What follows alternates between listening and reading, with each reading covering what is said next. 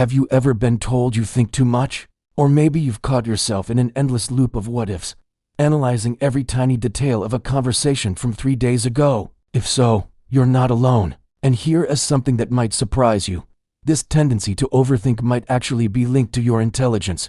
It sounds counterintuitive, right? Shouldn't being smart make life easier? Well, today we're diving into the dark side of intelligence and exploring why smart people are so prone to becoming overthinkers. Let's start by defining what overthinking really is. It's not just deep, productive thought. It's when your brain gets stuck in a cycle of rumination, replaying past events, or catastrophizing about the future. It's like having a supercomputer for a brain, but instead of solving complex problems, it's running the same pointless simulation over and over again, draining all your mental energy. So, what's the connection to intelligence? First, intelligent people often have a very active and curious mind. Their brains are wired to seek patterns, make connections, and explore possibilities.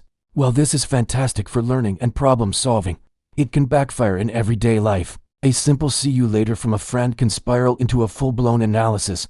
Did they sound a little off? Was it something I said? Maybe they're mad at me. I should have said "talk to you soon" instead. What does "see you later" even mean? Are we definitely seeing each other later? Or is it just a saying? A simple social cue becomes a complex puzzle that needs solving, and the intelligent mind can't help but try to crack it. Another reason is a heightened sense of self-awareness. Smart individuals are often more introspective. They're acutely aware of their own thoughts, feelings, and the impression they make on others. This can lead to a constant internal monologue, a running commentary judging their every move. They're not just living in the moment, they're observing themselves living in the moment, which creates a layer of anxiety. This is often tied to something called imposter syndrome, the feeling that you're not as competent as others perceive you to be, and that you'll be exposed as a fraud. This fear of being found out can drive a person to obsessively review their work and actions, always searching for a flaw that might give them away. High intelligence is also often correlated with a stronger ability to imagine future scenarios,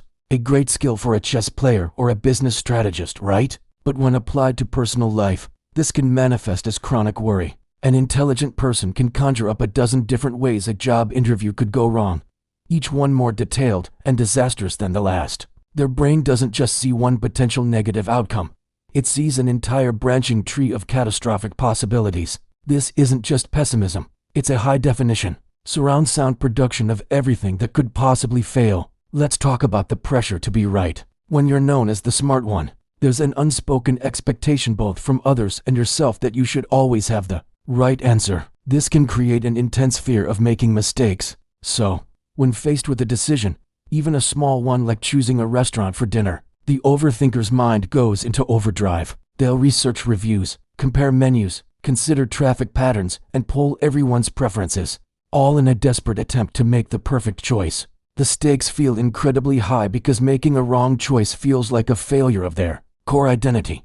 This paralysis by analysis is a classic symptom of the intelligent overthinker. Furthermore, intelligent people tend to be their own harshest critics. They hold themselves to incredibly high standards. This is often a driver of their success.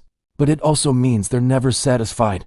They can achieve something amazing, but instead of celebrating, their brain immediately points out the minor flaws or focuses on what they could have done better. This relentless pursuit of perfection means they rarely get to feel a sense of accomplishment. The goalposts are always moving. It's an exhausting way to live, constantly feeling like you're falling short of your own impossible expectations. Now, all of this might sound a bit bleak, but understanding the link between intelligence and overthinking is the first step toward managing it. It's not a character flaw. It's a byproduct of how your brain is wired. So what can we do about it? The first strategy is to practice mindfulness. Mindfulness is the art of paying attention to the present moment without judgment. When you feel your mind starting to spiral, take a deep breath and focus on your senses. What do you see? What do you hear? What can you feel? This simple act grounds you in reality and pulls you out of the chaotic future or the regret-filled past that your mind has created. Meditation is a powerful tool for training the skill. Even just 5 minutes a day can help you learn to observe your thoughts without getting tangled up in them. Another powerful technique is to set a worry timer. Yes, it sounds odd, but hear me out. Instead of letting anxiety hijack your entire day, you allocate a specific, limited time for it. Say, 15 minutes every evening at 6 p.m. During that time, You have permission to overthink and worry about anything and everything. Write it all down. But when the timer goes off, you stop. If a worry pops up outside of that designated time, you gently tell yourself, "I'll think about that at 6 p.m." and redirect your attention. This helps contain the overthinking instead of letting it run wild. It's also crucial to challenge your negative thoughts. Overthinking is fueled by cognitive distortions, which are like funhouse mirrors for your mind. Things like catastrophizing, assuming the worst-case scenario, or mind-reading, assuming you know what others are thinking. When you catch yourself doing this, ask yourself, what's the evidence for this thought? Is there a more realistic, less dramatic way to look at this situation? What's the best-case scenario? By questioning your thoughts, you loosen their grip on you. And perhaps most importantly, practice self-compassion. Remember, your brain is a powerful tool that sometimes gets a little carried away. Treat yourself with the same kindness you would offer a friend who is struggling. Acknowledge that it's okay not to be perfect. It's okay to make mistakes.